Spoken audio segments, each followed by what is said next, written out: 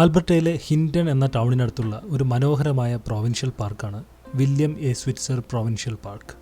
അവിടെയാണ് ഇനിയുള്ള 4 ദിവസം ഞങ്ങൾ ക്യാമ്പ് ചെയ്യുന്നത്. അപ്പോൾ ഇന്നലെ ഞങ്ങൾ ക്യാമ്പ് ഗ്രൗണ്ടിലെത്തി. ഇന്നലെ ഒരു 3 മണിയൊക്കെ കഴിഞ്ഞപ്പോഴാണ് ഞങ്ങൾ എത്തിയത്. ഈ സ്ഥലത്തേക്ക് എഡ്മണ്ടണിൽ നിന്ന് ഏതാണ്ട് ഒരു 3.5 മണിക്കൂറിൻ്റെ ഡ്രൈവ് ഉണ്ട്. ഞങ്ങൾ വളരെ റിലാക്സ്ഡ് ആയിട്ട് സ്ലോ പേസ്ഡായിട്ടാണ് വന്നത്. പക്ഷേ ഇന്നലെ വൈകുന്നേരമായപ്പോൾ ഇവിടെ ഒരു ഓവർകാസ്റ്റ് വെതറായിരുന്നു. ചെറിയൊരു മഴയ്ക്കുള്ള സാധ്യതയും. മഴ കാര്യമായിട്ടൊന്നും പെയ്തില്ല, പക്ഷേ മൊത്തത്തിലൊരു മൂടിക്കെട്ടിയൊരു അന്തരീക്ഷമായിരുന്നു. എന്നാലും ഞങ്ങൾ ചെറുതായിട്ട് ഈ ക്യാമ്പ് ഗ്രൗണ്ടിന് അടുത്ത് തന്നെ ഒന്ന് എക്സ്പ്ലോർ ചെയ്യാനൊക്കെ ഇറങ്ങി.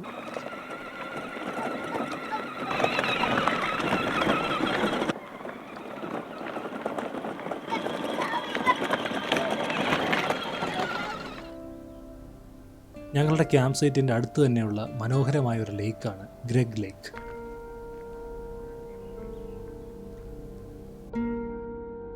പുറകിലെ പൈൻ ഫോറസ്റ്റിൻ്റെയും മൗണ്ടൻസിൻ്റെയും ഒക്കെ ഭംഗി ആസ്വദിച്ചുകൊണ്ട് എത്ര നേരം ഇതിൻ്റെ തീരത്തിരുന്നാലും മടുക്കാനുള്ള സാധ്യത വളരെ കുറവാണ്.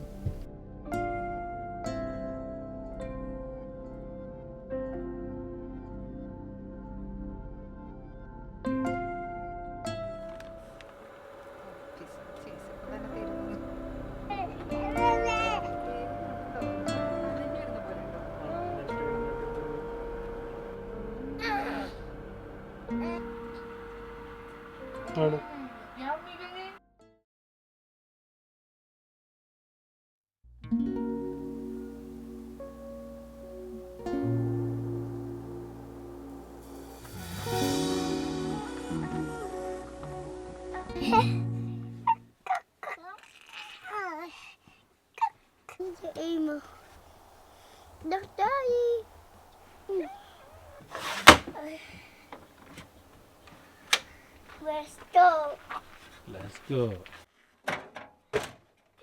What's that? Run away, sharks. And then we're going for that. Sharks. ഇന്നിപ്പോൾ ഞങ്ങൾ ആദ്യം പോകാൻ പോകുന്നത് ഇവിടെ കെല്ലീസ് ബാത്ത് ടബ് എന്ന് പറഞ്ഞിട്ടൊരു നല്ലൊരു ഹൈക്കിംഗ് ലൂപ്പുണ്ട്. അതിൻ്റെ അടുത്ത് നല്ല മനോഹരമായ കുറേ വ്യൂ പോയിൻറ്റ്സ് ഒക്കെ ഉണ്ടെന്ന് മനസ്സിലാക്കാൻ പറ്റും.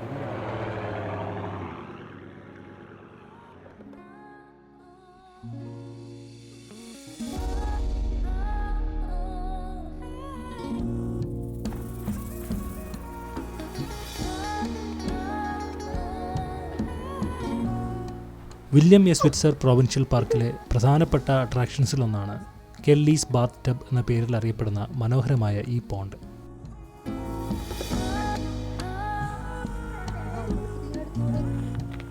ഈ തടാകത്തിനെ ചുറ്റി വരുന്ന ഒരു വാക്കിംഗ് ട്രെയിലും ഇവിടെയുണ്ട്.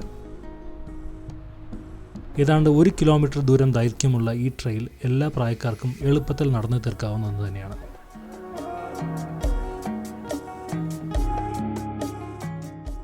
പ്രകൃതി ഭംഗിയൊക്കെ ആസ്വദിച്ച് വളരെ ശാന്തമായി സമയം ചിലവിടുന്നതിന് അനുയോജ്യമായ ഒരു സ്ഥലം തന്നെയാണ് ഇവിടം.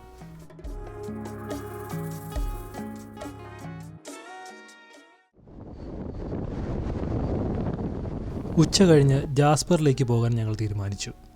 ജാസ്പറിലേക്ക് ഇവിടുന്ന് 1 മണിക്കൂർ ഡ്രൈവ് മാത്രമേ ഉള്ളൂ. വൈൽഡ് ലൈഫ് സ്പോട്ടിങ്ങിന് നല്ല സാധ്യതയുള്ള ഈ റൂട്ടിൽ ഞങ്ങൾ ആദ്യം കണ്ടത് ഒരു കരടിയെ തന്നെയാണ്.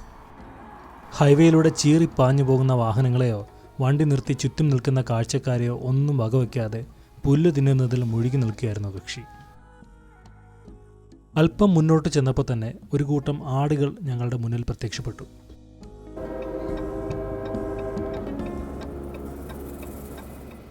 Rocky Mountain bighorn sheep എന്നാണ് ഇവയുടെ പേര്.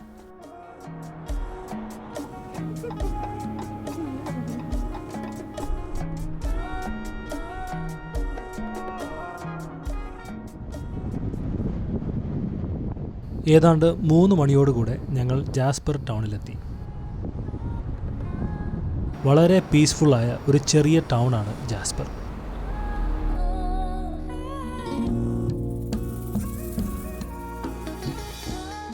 2024 ശക്തമായ ഒരു വൈൽഡ് ഫയർ ജാസ്പറിലുണ്ടായിട്ടുണ്ടായിരുന്നു.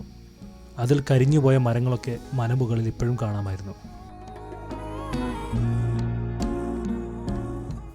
ജാസ്പർ നാഷണൽ പാർക്കിലെ പിരമിഡ് ഐലൻഡും പിരമിഡ് ലേക്കും സന്ദർശിക്കുകയാണ് ഈ യാത്രയുടെ ഞങ്ങളുടെ പ്രധാന ഉദ്ദേശം.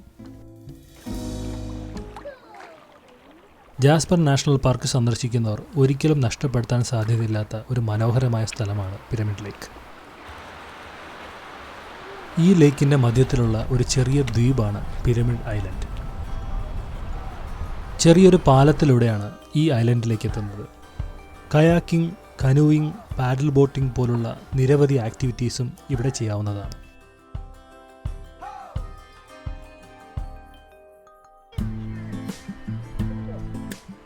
ഇവിടുത്തെ ഭംഗിയൊക്കെ ആസ്വദിച്ച് സമയം ചെലവിട്ട ശേഷം ഏതാണ്ട് സന്ധ്യയായിട്ടാണ് ഞങ്ങൾ ഇവിടുന്ന് മടങ്ങിയത്.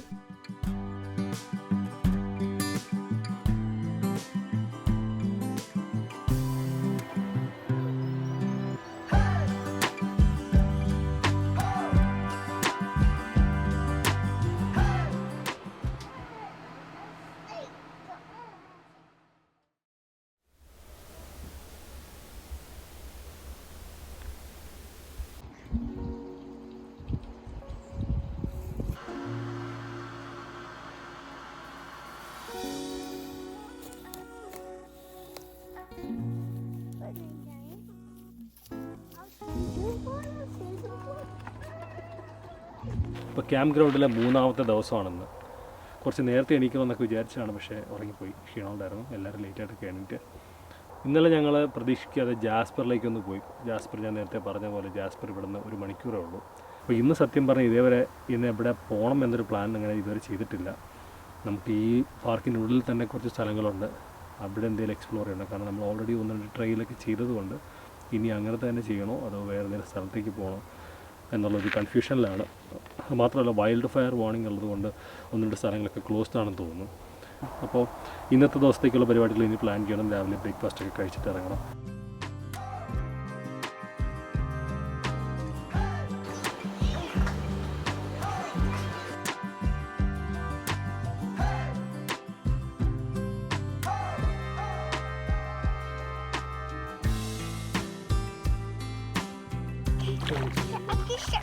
ക്യാമ്പിലെ ഞങ്ങളുടെ 3ാമത്തെ ദിവസം ഉച്ചവരെ ഗ്രെഗ് ലേക്കിൻ്റെ തീരത്താണ് ഞങ്ങൾ സമയം ചിലവിട്ടത്.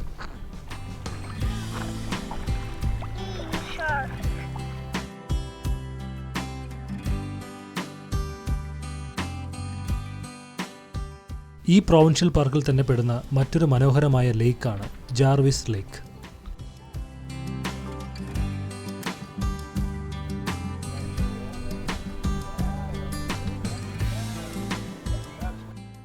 ഈ ലേക്കിൻ്റെ തീരത്തായിരുന്നു ഞങ്ങളുടെ അന്നത്തെ ലഞ്ച്.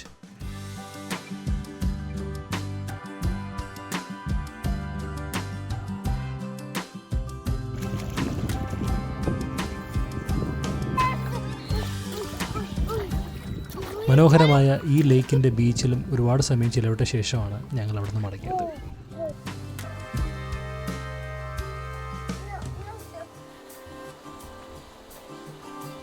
വേറെങ്ങും പോകാതെ ഈ ട്രിപ്പിലെ ഞങ്ങളുടെ ലാസ്റ്റ് ഈവനിങ് ക്യാമ്പ് ഗ്രൗണ്ടിൽ തന്നെ ഞങ്ങൾ സമയം ചിലവിട്ടു.